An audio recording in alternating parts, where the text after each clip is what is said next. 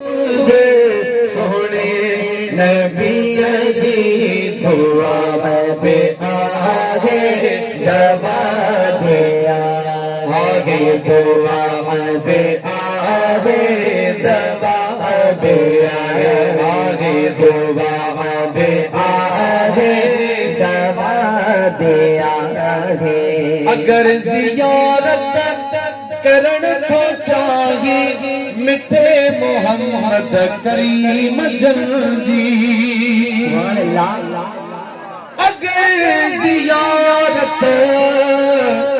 अगर जियारत करण को चाहिए मिठे मोहम्मद करीम जल्दी, मिठे मोहम्मद करीम जल्दी।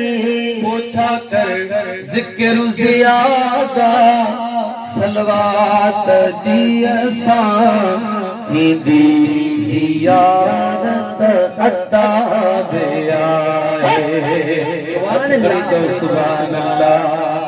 जिक्र ज़ियादा सलवात जी असां थींदी ज़ियारत अता दिया, ज़ियारत अता दिया, ज़ियारत अता दिया, ज़ियारत अता दिया। मिठाण माखिया में जो रखलो, सुभान अल्लाह, तो सुभान अल्लाह। मिठाण माखिया में जो सो भी सोने दी सलवात जो दाद दे तो सुभान अल्लाह, यो दाद न जोर सा तो सुभान अल्लाह। मिठाण माखिया में जो रखलवा सो भी सोने दी सलवात जो, रिज़्क़ में बरकत खुशाली किया जा, रिज़्क़ में बरकत खुशाली किया जा, हज़ारे दफ़ा हज़ारे दफ़ा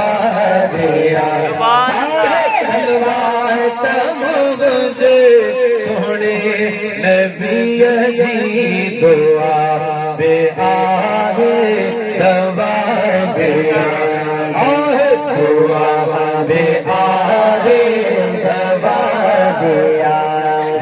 इकट्ठे समूह भला एक में साजा पढ़ दो खुदा दिया है, आगे जा पढ़ दो खुदा दिया है।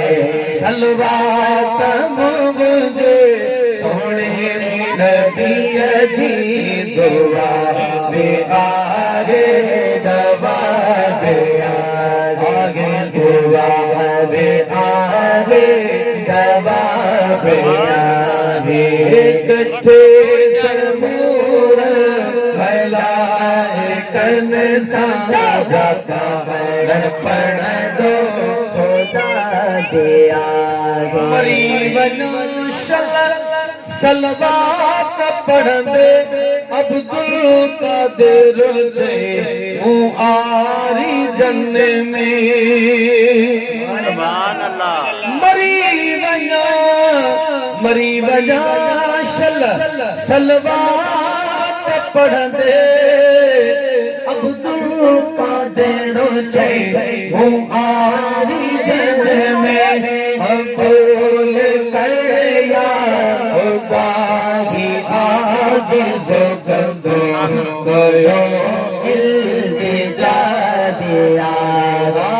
सलवात मुझे सोने नबी जी दुआ पे आगे दबा दिया, आगे दुआ पे आगे दबा दिया, आगे दुआ पे आगे भी आए सुभान अल्लाह सुभान अल्लाह। आराम सां बाबा आराम और साईं खे जाइ ॾियो साईं इसके थी अचनि सैयद फ़कीर अहमद शाह साहब अल्लाह ताला इज़ उमर ॾे आशिक़ रसूल आमीन। माशाअल्लाह हिन इलाइक़े जे मथां उन्हनि जी करम नवाज़ी हूंदी आहे हर जलसे में साईं जी शिरकत हूंदी आहे रब्बुल आलमीन